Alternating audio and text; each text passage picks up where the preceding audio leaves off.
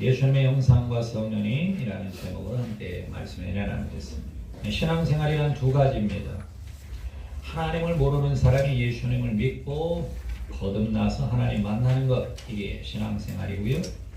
이것이 가장 중요한 인생의 결정인 것이죠. 세상의 것 다 소유한다 할지라도 거듭나지 않으면 아무 소용이 없습니다. 그렇다면 두 번째로 신앙생활이란 거듭난 사람은 어떻게 살아야 하는가의 문제인 것이죠. 복을 받는 것일까요? 아니면 명예 권력 또는 세상의 기반을 얻는 것일까요? 아니면 성공적인 자원을 얻어서 세상에서 성공하는 것일까요? 성경은 예수님을 믿고 거듭난 사람에게 새로운 삶의 목적, 목표를 명확하게 가르치고 있습니다. 거듭난 이후 우리는 어떻게 살아야 할까요? 두 가지로 나누어서 은혜를 받겠습니다. 첫째로, 거듭난 사람은 주 예수 그리스도의 형상을 이루어야 합니다. 거듭난 사람은 주 예수 그리스도의 형상을 이루어야 합니다. 처음 예수 믿고 난 뒤에 바르게 가르침을 받지 못하게 되면 예수 믿고 나서 우리가 어떻게 살아야 하는지를 잘 알지 못해요. 어떤 사람은 복 받는 게 예수 믿고 난 다음의 삶인가 보다. 어떤 사람은 지위를 얻는 것, 어떤 사람은 이 세상에 성공하는 것 등등으로 예수 믿고 난 뒤에는 이와 같은 것들은 없나 보다라고 생각을 하는데 성경에는 그렇게 말씀하고 있지 않아요. 예수 믿고 난 뒤에 우리의 삶의 방향, 목적, 목표를 이렇게 말씀합니다. 갈라디아서 4장 19절에서 20절 같이 시작. 나의 자녀들아 너희 속에 그리스도의 형상을 이루기까지 다시 너희를 위하여 해산하는 수고를 하노니 내가 이제 너희와 함께 있어 내 형상을 높이려 함은 너희에 대하여 의혹이 있습니다. 바울이 갈라디아 교회에 전한 말씀이에요. 갈라디아 교회가 구원받고 난 뒤에 상태가 안 좋아요. 여기에 대해서 바울이 해산의 고통을 하듯이 내가 너희를 위해서 이것을 하기를 원한다는 것입니다. 어떤 것이냐? 너희 속에 그리스도의 형상이 이루어지기까지 내가 해산의 수고를 하겠다라고 말씀하는 것입니다. 예수 믿고 난 뒤에는 우리 안에 그리스도의 형상이 이루어지는 것을 주님이 원하신다라는 것입니다. 여러분, 형상이란 무엇이냐면 모습, 본질, 특성을 말하는 거예요. 예수 그리스도의 모습, 예수 그리스도의 본질, 예수 그리스도의 특성이 우리의 삶 가운데 이루어지기를 원하는 것을 바울이 오늘 우리에게 권면하고 있다라는 것입니다. 여러분, 구원받고 난 뒤에 우리의 삶의 목표는 우리 안에 예수 그리스도의 형상이 이루어지는 것입니다. 믿으시면 아멘 하겠습니다. 예수 믿고 난 뒤에 우리의 삶 가운데 예수님의 형상이 드러나야 된다는 것입니다. 예수님의 형상이 우리의 삶의 중심이 되어야 하고 예수님의 형상이 우리의 삶의 목표가 되어야 하고 예수님의 형상이 우리의 삶의 방향이 되어야 된다고 성경이 말씀하고 있어요. 이와 같은 말씀을 반복해서 바울이 우리에게 가르치고 있는데 로마서 8장 29절에는 이렇게 말씀합니다. 같이 시작. 하나님이 미리 아신 자들을 또한 그 아들의 형상을 본받게 하기 위하여 미리 정하셨으니 이는 그로 많은 형제 중에서 맏아들이 되게 하려 하심이니라 그랬어요. 하나님이 우리를 미리 아셔서 구원하셨는데 구원하신 목적이 뭐라 말씀하느냐? 그 아들의 형상을 뭐 하기 위해서요? 본받게 하기 위해서다라는 거예요. 예수 믿고 난 뒤에 우리의 삶의 방향은 예수 그리스도의 형상을 본받는 것입니다. 예수 그리스도의 모습, 예수 그리스도의 본질, 예수 그리스도의 특성을 따라 사는 것이라고 성경이 명확하게 말씀하고 있는 거예요. 이와 같은 하나님의 말씀을 모르기 때문에 많은 성도들이 유리방황해요. 이것인가 저것인가 여긴가 저긴가 왔다 갔다 하고 있는데 오늘 성경에는 우리 주 예수 그리스도의 형상을 본받아 사는 것이 구원받은 다음의 삶의 방향이요, 목표요, 목적이라고 말씀하고 있는 것입니다. 여러분, 예수 믿고 나는데 지금 여러분이 힘써 애쓰고 따라가기를 원하고 본받기를 원하는 게 뭐예요? 예수 믿고 복받아서 잘된 사람을 본받기를 원합니까? 예수 믿고 이 세상의 지위를 높이 얻은 사람을 본받기를 원합니까? 우리 성경에 뭐라 말씀하시면 그 아들의 형상, 즉 예수님의 형상을 본받기를 원한다. 예수 그리스도의 모습, 예수 그리스도의 특질, 예수 그리스도의 본질을 본받기를 원한다라고 말씀하고 있는 것입니다. 처음 예수 믿게 되는 신앙이 아주 어리잖아요. 이것을 성장을 통해서 또 한 번 바울이 에베소 교회에 이렇게 가르치고 있어요. 에베소 4장 13, 15절 같이 시작. 우리가 다 하나님의 아들을 믿는 것과 아는 일이 하나가 되어 온전한 사람을 이루고 그리스도의 장성함을 향해 충만한 데까지 이르리니 이는 우리가 이제부터 어린아이가 되지 아니하여 사람의 소불수와 간사한 유혹에 빠져 온갖 교훈의 풍조에 밀려 요동하지 않게 하려 함이라. 오직 사랑 안에서 참된 것을 하여 범사에 그에게까지 자랄지라. 그는 어린이 곧 그리스도라. 예수 믿고 난 뒤에 자라라고 말씀하고 있어요. 어린아이 단계로 머물러 있지 말라는 것입니다. 여러분, 신앙생활을 오래 했다고 해서 그리스도의 장성물까지 자라가는 게 아니에요. 직분이 있다고 해서 그리스도의 장성물까지 자란 게 아닙니다. 어린아이 단계에서 성장의 단계를 거쳐서 그리스도의 장성물까지 자라가는 힘과 노력을 다해 그리스도의 장성물까지 자라가야 주님께서 원하시는 신앙생활을 할 수 있다라고 오늘 성경이 말씀하고 있는 거예요. 여러분, 신앙생활에 있어서 우리의 초점은 예수 그리스도라는 것을 성경은 반복해서 말씀하고 있고 예수 그리스도까지 자라가라고 말씀하고 있어요. 우리 영상이 자라가고 우리 인격이 자라가고 우리의 삶이 자라가고 주님까지 자라갈 수 있도록 주의 손을 다해 힘을 쓰고 애를 쓰라 라고 말씀하고 있는 것입니다. 우리가 힘쓰고 애써야 되는 건 예수 닮아가기 위해서 힘쓰고 애써야 되는 것입니다. 예수님을 믿고 예수님을 따라가기 위해서 힘쓰고 애를 써야 된다라는 것입니다. 특별히 바울은 골로새 교회에는 조금 다른 말씀으로 똑같은 말씀을 하고 있어요. 골로새서 1장 28절 29절 같이 시작. 우리가 그를 전파하여 각 사람을 권하고 모든 지혜로 각 사람을 가르치는 각 사람을 그리스도 안에서 완전한 자로 세우려 함이니 이를 위하여 나도 내 속에서 능력으로 역사하니 역사를 따라 힘을 다하여 추구하노라. 바울이 골로새 교인들에게 말씀을 통해 힘있게 가르치고 모든 교훈을 통해 가르쳤던 이유가 뭐냐면 그리스도 안에서 완전한 자로 세우기를 원했다. 여러분, 이 세상 가운데 완전한 자는 딱 한 분밖에 없어요. 바로 예수님밖에 완전한 자가 없는 것입니다. 그리스도 안에서 완전한 자라는 얘기는 뭐냐면 완전하신 예수 그리스도를 닮도록 말씀을 통해 가르치고 뿐만 아니라 바울 안에서 능력으로 역사하는 성령을 힘입어서 귀한 사역을 감당했다라고 말씀하고 있는 것입니다. 오늘 우리가 하나님의 말씀을 듣고 예배를 드리고 교회에서 신앙생활하는 이유는 그리스도 안에서 완전한 자, 즉 예수 그리스도를 닮기 위해서 주님께서 우리에게 이와 같은 은혜를 베풀어 주신다라고 성경이 말씀하고 있는 거예요. 그러므로 여러분, 예수 믿고 거듭나는 게 가장 중요한데 거듭난 이후에는 예수 닮아가는 삶을 살아야 합니다. 예수 따라가는 삶을 살아야 합니다. 예수 중심의 삶을 살아야 합니다. 예수 이름 높이는 삶을 살아야 합니다. 예수의 손을 붙잡고 나아가는 삶을 살아야 한다는 것을 반드시 기억해야 하고 매일의 삶 가운데 우리의 삶의 중심에 예수 그리스도가 계셔야 되는 것입니다. 우리의 삶의 모든 입술의 고백 가운데 예수님이 계셔야 되는 것입니다. 우리의 삶을 동행하시는 분이 우리 주 예수 그리스도가 되셔야 하는 것입니다. 우리의 영광을 받으실 분이 우리 주 예수 그리스도가 되셔야 된다는 걸 성경이 가르치고 있는 것입니다. 그러므로 여러분, 지금까지 신앙생활에 오시면서 무엇을 쫓아 사셨나요? 무엇을 따라 사셨나요? 무엇을 본받아 사셨나요? 오늘 우리가 주의 귀한 말씀을 통해서 아하, 거듭난 이후에는 예수 그리스도를 본받고 예수 그리스도를 따라가고 예수 그리스도를 의지하고 예수 그리스도와 동행해야 되는구라는 걸 명확하게 알아야 하는 것입니다. 인생의 삶의 목표, 새로운 삶의 목표는 오직 예수 그리스도뿐인 것입니다. 예수 그리스도를 따라가는 사람을 예수님의 사람이라고 이야기합니다. 둘째로, 그렇다면 어떻게 구체적으로 따라갈까요? 예수님의 사람은 예수님의 영성, 인격, 삶을 따르는 삶인 것입니다. 예수님의 사람은 예수님의 영성, 인격, 삶을 따르는 삶입니다. 우리가 예수님을 따라간다고 하면 향방 없이 따라가는 게 아니에요. 그냥 예수님의 이름을 부른다고 예수님 따라가는 것이 아닙니다. 예수님을 따라가고 예수님을 본받는다라는 얘기는 예수님의 영성을 본받는다라는 겁니다. 여러분, 영성이란 무엇입니까? 하나님과의 관계성을 영성이라고 말하는 것입니다.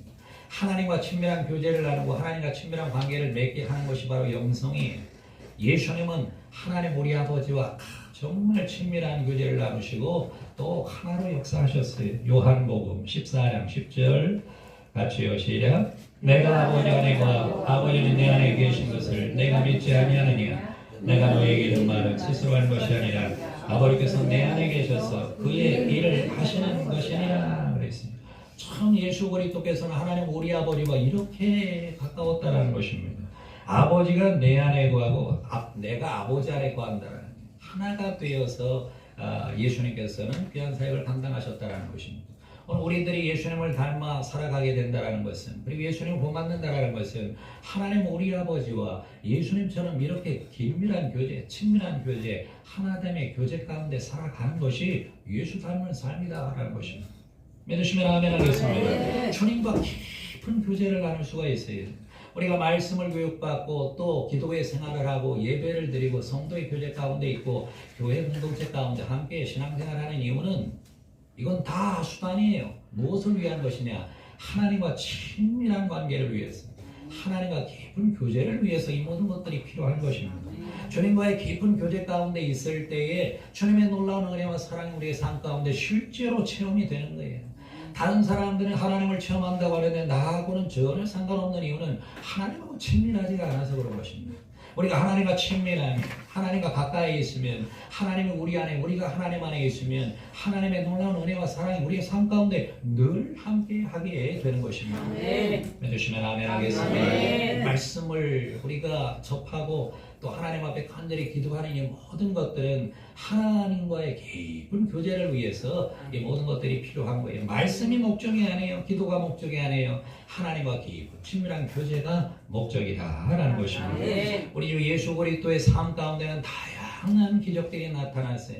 놀라운 기적들이 나타납니다. 예수 그리스도와 같이 우리가 친밀한 주님과의 교제를 나누게 되면 우리의 삶 가운데도 이와 같은 놀라운 기적의 역사가 함께하게 되는 줄로 믿습니다. 예수 믿는 사람들 삶 가운데 기적이 없다라는 그게 기적이죠. 우리의 삶에 정말 주님이 함께하심으로 말미암아 기적의 하나님이, 능력의 하나님이, 은혜의 하나님이 우리와 동행하심으로 말미암아 우리의 삶 가운데도 예수 그리스도에게 나타나셨던 놀라운 기적의 역사가 우리의 삶에도 넘치게 임하게 되는 줄로 믿습니다. 그러므로 우리 순복음 영광교회 모든 성도들은 삶 가운데 하나님이 나에게 이와 같은 기적의 역사를 베풀어 주셨습니다. 주님이 이렇게 만져 주셨습니다. 이렇게 열어 주셨습니다. 이렇게 채워 주셨습니다. 이렇게 문제를 해결해 주셨습니다. 나는 그와 같은 놀라운 체험과 간증이 넘치게 임해야 되는 것입니다. 순복음 영광교회가 하나님과 멀어서, 관계가 멀어서 그래서 하나님의 은혜를 받지 못하는 것이지, 주님과 가까이 나아가고 친밀한 교제 가운데 있다면 주님의 놀라운 은혜와 사랑 우리의 범사의 삶 가운데 흘러 넘치게 되는 것입니다. 이와 같은 은혜가 예수 따라가는 자들의 삶 가운데 함께하는 것입니다. 뿐만 아니라 주님과의 친밀한 교제 가운데 주님이 원하시는 것은 요한복음 5장 30절이에요. 같이 시작. 내가 아무것도 스스로 할 수 없노라. 듣는 대로 심판하노니 나는 나의 뜻대로 하려 하지 않고 나를 보내시니 뜻대로 하려 함으로 내 심판은 의로우니라. 주님과의 친밀한 교제 가운데 우리가 자연스럽게 주님을 따라가면서 이루어 나아가는 것은 주님의 말씀대로 살아가는 것입니다. 여러분, 친밀한 삶 가운데 주님이 우리에게 요구하시는 모든 삶이 우리 마음 가운데 기쁨으로 이루어질 수가 있는 거예요. 억지로, 의무로, 복종으로 하는 것이 아니라 친밀한 삶 가운데 주님이 우리에게 베풀으신 놀라운 은혜가 깨달아지고 주님이 나와 동행하시는 놀라운 은혜가 생각이 나면 자연스럽게 주님 앞에 나아가고 주의 뜻대로 살아가게 되는 것입니다. 왜 내가 하나님 뜻대로 살지 못하는가? 주님과 멀어서 그래요. 왜 내가 하나님의 은혜를 생각하지 못하고 내 뜻대로 살아가는가? 주님과 멀어서 그래요. 주님과 가깝고 주님의 뜨거운 사랑을 알고 주님의 사랑 가운데 거하게 되면 자연스럽게 주님이 원하는 삶을 살아갈 수밖에 없게 되는 것입니다. 지난 한 주 동안 여러분 주님과 하나님과 친밀한 교제를 나누며 사셨나요? 아니면 세상과 친밀한 교제를 나누며 사셨나요? 내가 좋아하는 것을 위해 사셨나요? 하나님이 좋아하는 걸 위해 사셨나요? 오늘 우리가 예수 그리스도를 우리의 삶의 중심으로 모시고 주님을 닮아가기를 원한다면 예수님처럼 하나님과 친밀한 교제를 나누며 주님과 함께 이 세상을 살아가야 되는 것입니다. 주님과 함께 살아가면 놀라운 하나님의 역사가 우리의 삶 가운데 전방위적으로 함께하게 되는 것입니다. 그 작은 소년 다윗이 이스라엘의 최고의 왕이 될 수 있었던 것은 하나님이 그와 함께했기 때문인 것입니다. 오늘 우리의 삶 가운데도 주님이 함께하시면 우리의 범사의 삶에 하나님은 놀랍고 위대한 역사를 베풀어 주실 수가 있는 것입니다. 나 자신을 의지하지 말고 환경 바라보지 말고 내가 갖고 있는 자원 의지하지 말고 전능하시고 역사를 운행하시며 천지 만물을 창조하신 하나님을 의지하는 사람, 이 하나님과 가까운 사람, 이 하나님과 친밀한 교제를 나누는 사람을 당할 사람은 없는 것입니다. 우리 순복음 영광교회가 이와 같은 하나님의 놀라운 은혜가 넘치는 교회가 되시길 주의 이름으로 축원합니다. 뿐만 아니라 예수 그리스도의 형상을 닮아가고 예수님을 따라 산다는 것은 예수님의 인격 성품을 따라 산다는 것입니다. 여러분, 우리 주 예수 그리스도의 인격 성품을 통해서 우리 주변의 많은 사람들이 얼마나 놀라운 평안과 안식을 얻었습니까? 마태복음 11장 28절에 29절 같이요 시작. 수고하고 무거운 짐진 자들아 다 내게로 오라. 내가 너희를 쉬게 하리라. 나는 마음이 온유하고 겸손하니 나의 멍에를 메고 내게 메고라. 그래야 너희 마음이 쉼을 얻으리니. 하나님과는 친밀한데 인격의 문제가 있어 주변 사람들을 괴롭히는 사람들이 있어요 없어요? 예, 있어요. 하나님하고는 굉장히 친밀해요. 말씀도 많이 알고 기도도 많이 합니다. 그래서 하나님과는 굉장히 긴밀한 사람인데 인격의 문제가 있어요. 예수 그리스도의 인격을 닮아가지 못하고 예수 그리스도의 인격하고 반대되는 사람이 많이 있습니다. 오늘 말씀에는 예수님은 마음이 온유하고 겸손하다고 말씀하셨어요. 마음이 온유하다라는 것은 부드럽다라는 거예요. 마음이 부드러워요. 그리고 겸손하다 그랬어요. 자기의 마음을 낮추는 사람인 것이죠. 반대로 거칠고 교만한 사람들이 많이 있어요. 주변 사람들이 힘든 이유는 이 거칠고 교만함 때문인 것입니다. 거칠고 교만한 사람 주변에 있으면 예수님 옆에 있을 때는 쉼을 얻지만 거칠고 교만한 사람 옆에 있으면 괴롭다라는 것입니다. 여러분 스스로 생각할 때 내가 가면 주변 사람들이 쉼을 얻습니까? 아니면 괴로워합니까? 우리의 인격을 우리 주변 사람들이 그대로 드러내 주시는 것입니다. 우리의 마음에 온유와 겸손함이 있다면 우리 주변 사람들이 쉼을 얻게 돼 있어요. 내가 온유하면 주변 사람들이 쉼을 얻어요. 내가 겸손하면 주변 사람들이 쉼을 얻어요. 멀리 갈 곳도 없어요. 가정에 들어가서 남편과 아내가 나 때문에 쉼을 얻고 있는가? 부모와 자녀가 나 때문에 쉼을 얻고 있는가? 직장 안에 모든 함께 일하는 사람이 나 때문에 쉼을 얻고 있는가를 자세히 살펴보면 내가 얼마나 온유하고 겸손한지를 알 수 있게 된다는 것입니다. 여러분 예수 따라간다는 것은 예수님의 온유와 겸손의 인격을 따라간다는 것입니다.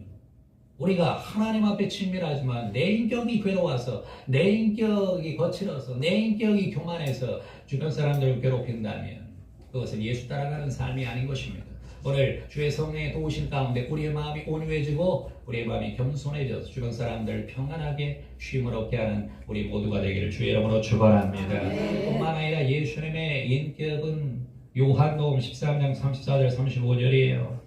같이 시작. 새 계명을 너희에게 주노니 서로 사랑하라. 내가 너희를 사랑한 것 같이 너희도 서로 사랑하라. 너희가 서로 사랑하는 이로써 모든 사람이 너희가 내 제자인 줄 알리라. 예수님의 인격은 사랑의 인격인 것입니다. 사랑이란 정의하기 나름이지만 성경의 개념을 가지고 우리가 정의를 한다면 사랑이란 이타적인 거예요. 나 중심적인 게 아니고 이타적인 거예요. 사랑이 없는 사람은 처음부터 마지막까지 자기 중심적이에요. 모든 것이 자기 중심적이에요. 사랑을 갖고 있는 사람은 모든 것이 다른 사람 중심이에요. 다른 사람 중심이 바로 사랑인 것입니다. 이와 같은 다른 사람 중심의 타인 사랑의 마음을 주님께서 우리에게 훈련하시고 우리 마음 가운데 예수의 사랑을 가질 수 있도록 역사해 주시는 것입니다. 주변 사람들이 여러분에게 뭐라고 말씀하나요? 당신은 참 이타적이야 라고 얘기하나요? 아니면 참 이기적이야 라고 이야기하나요? 우린 과거에 이기적이었어요. 그러나 주님께서 은혜 베풀어 주셔서 이타적으로 바뀌어 가고 있는 줄로 믿습니다. 우리가 잘 아는 요셉이 있잖아요. 요셉은 이집트의 총리가 되어서 성공의 아이콘으로 우리가 생각을 합니다. 그런데 사실 이 요셉의 삶을 인격적으로 가만히 살펴보면 처음에 이 요셉은요 형들의 잘못하는 모든 부분들을 아버지한테 다 고발했단 말이에요. 형들이 잘못하는 거 아버지한테 다 일러바치고 그래서 지극히 자기중심적인 사람이었어요. 그런데 그를 하나님께서 구덩이에도 빠뜨리고 또 감옥에도 집어넣고 등등 여러 가지로 훈련하시며 그 과정 가운데 하나님의 뜨거운 사랑을 경험하게 되어 궁극적으로 총리가 된 다음에는 이 모든 형들을 다 품고 그 형들의 가족까지 다 기르겠다라는 고백을 하는 것을 보게 되는 것입니다. 오늘 우리의 삶 가운데 주님께서 마음이 인색하고 마음이 자기중심적인 사람이 이것으로 끝나는 것이 아니라 주의 성령의 도우심 가운데 우리를 예수 그리스도의 사랑의 성품으로 바꿔나간다는 것을 우리가 잘 기억하고 주님께서 우리를 깨뜨리실 때 깨주셔야 돼요. 주님께서 우리를 낮추실 때 낮아져야 돼요. 주님께서 우리를 잘 다듬으실 때 그 놀라운 은혜 가운데 변화가 되어서 사랑의 성품으로 바뀌어 주변의 많은 사람들 예수 성품으로 변화시키는 우리들이 되어야 할 줄로 믿습니다. 뿐만 아니라 예수님은 사랑의 성품만 갖고 계신 것이 아니라 정의와 공의의 성품도 갖고 계셨어요. 이사야 9장 6절에 7절 이는 하나이가 같이 시작 이는 하나이가 우리에게 낳고 하나들을 우리에게 주신 바 되었는데 그의 어깨는 정사를 메었고 그의 이름은 기묘자라 보사라 전능하신 하나님이라 영롱하신 아버지라 평강의 마음이라 할 것입니다. 지금 이후로 영원히 정의와 공의로 그것을 보존하실 것이다. 만군의 여호와 열심히 이를 이루리라. 우리 사랑만 얘기하지 않고 우리 성경에는 정의와 공의를 말하고 있어요. 특별히 예수님의 성품은 정의와 공의의 성품이에요. 정의와 공의의 성품이란 무슨 말입니까? 옳은 일을 옳다고 얘기하고 잘못된 것은 잘못됐다라고 이야기하는 성품을 말하는 것입니다. 예수님은 잘못된 것이 있을 때 잘못됐다라고 분명하게 말씀을 하시고 교정하라고 그렇게 말씀을 해 주셨습니다. 오늘 우리의 삶 가운데 사랑의 성품에 대해서는 우리가 많이 논하는데 이 정의로운 성품에 대해서는 잘 이야기를 안 합니다. 특별히 오늘 우리나라 가운데 이 정의로운 성품에 대해서 특별히 요구되는 그런 시대가 아닌가 이렇게 생각이 됩니다.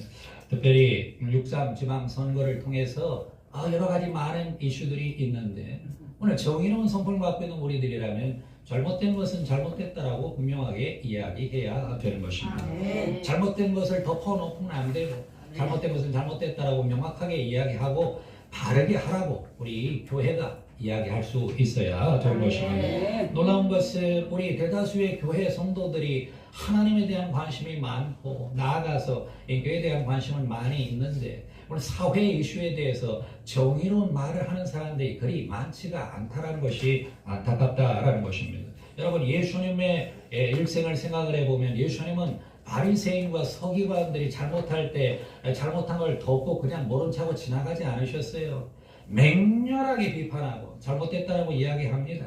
그리고 바로 하라고 예수님께서 말씀하고 계신 것입니다. 우리가 우리 사회 가운데 잘못된 부분들이 있다면 예수님은 우리들은 잘못됐다라고 명확하게 이야기하고 시정하라고 우리가 요구할 수 있어야 합니다. 그런데 이와 같은 말을 하기 이전에 교회가 잘못된 것이 있다 그리고 부족한 것이 있다는 걸 잘 우리가 분별하고 교회도 정의롭게 공의롭게 바로 세워질 수 있도록 우리가 최선을 다할 필요가 있는 것입니다.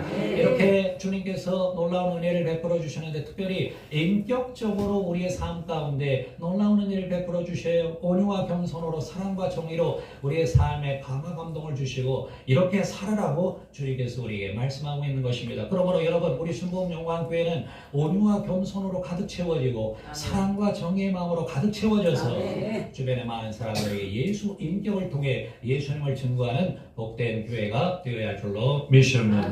세 번째로 예수님을 따라 산다라는 것은 예수님의 하나님 나라 중심의 삶을 따라 산다라는 것입니다. 특별히 우리가 예수님을 따라 산다라고 할 때 예수 그리스도의 어떠한 가르침을 가장 정확하게 명확하게 받아야 하는가? 마가복음 8장 34절이죠. 같이요 시작. 무리와 제자들을 불러 이르시되 누구든지 나를 따라오려거든 자기를 부인하고 자기 십자가를 지고 나를 따를 것이니라. 이 말씀을 한마디로 이야기하면 더 이상 네가 주인이 아니라 예수님이 주인이다라는 말씀이에요. 내가 주인이 돼서 이 세상 살아가지 말고 예수님을 주인으로 모시고 살아가라라는 것입니다. 자기를 부인하라는 것입니다. 네가 주인이 아니라는 거예요. 자기 십자가를 지고 주인이신 예수님을 따라 살라고 우리 주 예수께서 말씀하고 계신 것입니다. 여러분 사람들은 다 그 마음 가운데 자신의 왕이 있어요. 어떤 사람은 돈이 왕이고 어떤 사람은 권력이 왕이고 어떤 사람은 세상의 쾌락이 왕이고 이 모든 것들이 자기 자신이 왕인 것입니다. 그러나 예수 믿고 거듭난 사람은 그 마음 가운데 새로운 왕이고 하십니다. 다름 아닌 우리 주 예수 그리스도께서 우리 인생의 왕이 되시는 것입니다. 예수님께서 우리의 임금이 되시는 것입니다. 우리의 주인이 되시는 것입니다. 예수 따라가는 삶에 우리의 범사의 삶에 예수 따라가는 삶, 왕 되신 예수, 주인 되신 예수 그리스도를 따라가는 삶을 살아야 되는 것입니다. 우리의 범사의 삶에 예수 그리스도께서 놀라운 삶의 모델을 보여주시는데 마가복음 1장 38절에 이렇게 말씀합니다. 같이요 시작. 이르시되 우리가 다른 가까운 마을들로 가리라. 거기서도 전도하리니 내가 이를 위하여 왔노라 하시고 그랬습니다. 여러분 이 말씀은 조금 전에 우리가 살펴봤던 정의로우신 예수 그리스도에 대한 말씀과 연관해서 생각해야 돼요. 많은 사람들이 이 세상에 잘못된 것을 지적하기 위해서 정의의 이름을 드높이는데 예수님께서도 당시에 로마 정권에 대해 비판하고 나아가서 유대인들의 종교 지도자들에 대해서 굉장한 비판을 많이 하셨는데 그와 같은 비판과 아울러 그보다 더 주력해서 하신 일이 무엇이냐? 오늘 마가복음 1장 38절의 말씀처럼 모든 마을들로 가서 복음을 전해 거듭남의 역사를 이루시는 일을 했다라는 것입니다. 사회가 잘못되어 있는데 사회를 변혁시키는 게 먼저가 아니고 왜 예수님은 사람들에게 가서 복음을 전하고 그들이 거듭나는 역사를 먼저 우선해서 하셨을까요? 정권이 바뀐다고 해서 나아가 사회가 변화가 된다고 해서 인간 내면에 있는 죄성이나 하나님과의 분리되어 있는 인간의 실존의 문제는 해결되지 않아요. 아무리 정권이 바뀌어도 죄성은 죄성대로 그대로 남아있어요. 아무리 사회가 변화가 되어도 하나님 없는 세상은 여전히 하나님 없는 세상인 것입니다.